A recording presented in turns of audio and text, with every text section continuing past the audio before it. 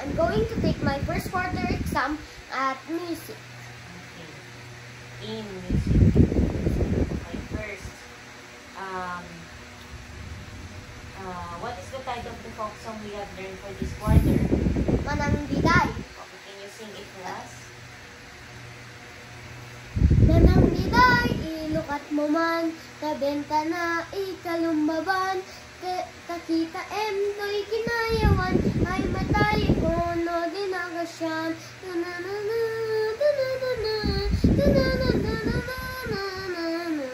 Manangbiday, ilukat mo man, kabenta na ikalumbabang, kakita to'y kinayawan, ay matay ko no dinagasyan.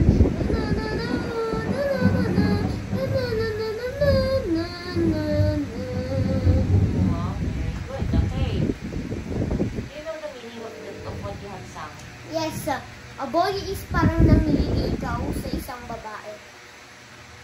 Ano? Sinasabi niya, Manangbiday, open your window, please, or I will die here, suffering in pain. Tapos,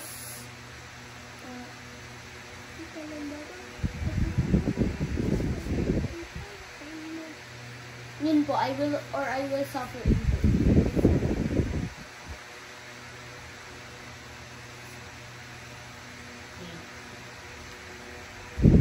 Next. Okay. We have learned the hymn for this quarter. Can you sing a part of that hymn? I learned 2 hymns. Okay.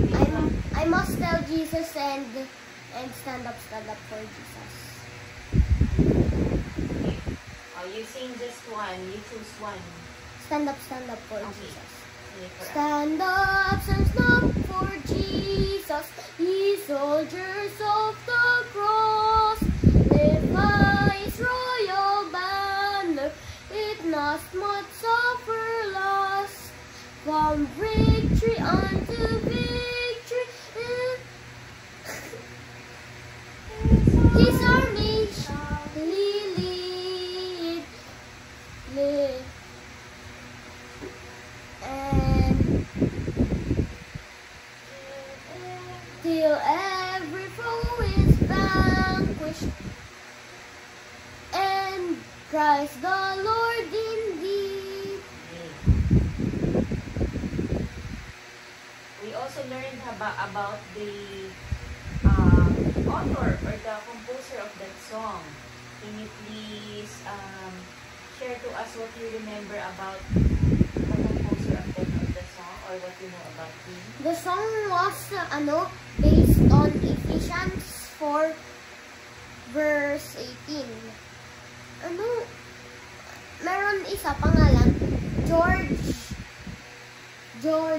Duffield Jr. He was a pastor, he was a preacher, and his dad was a preacher, and yung dad niya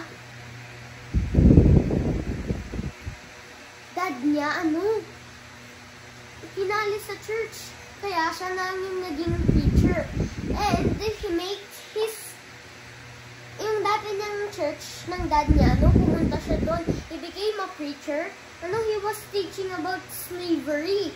5,000 was his, parang audience.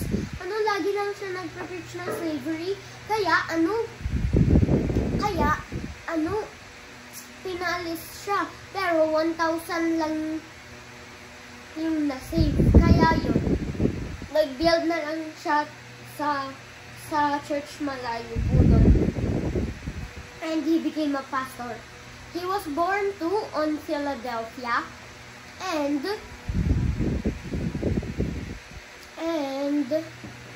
one time he was visiting his friend's farm. Lumalapit daw po siya sa corn cutter. Yung t-shirt niya po na-stuck. Tapos nakat yung kamay niya. Pati, tapos bago pa po yun, sinabi niya pala, I rather I rather cut my arm. I rather cut my arm kasa pa maging late sa sa church. Tapos yon is gumanon, nakat. Kaya severe, may nakat na parang dapat hindi makat. Kaya nun, yung sabi niya sa father na, please, Father, tell to my church, stand up for Jesus. Tapos yun nga, nung sinabi ng death, ng speech ng father niya, stand up for Jesus, the soldiers of the cross. Tapos yung isa nun, si Dudley King. Tapos siya po nagsulat nun. Yun po. Okay.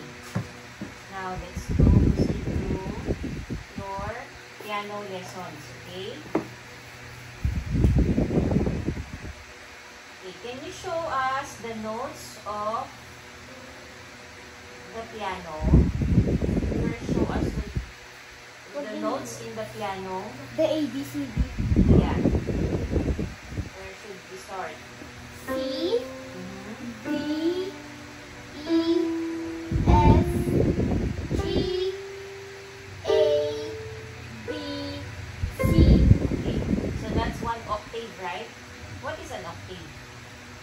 It's the group of bawat gento po.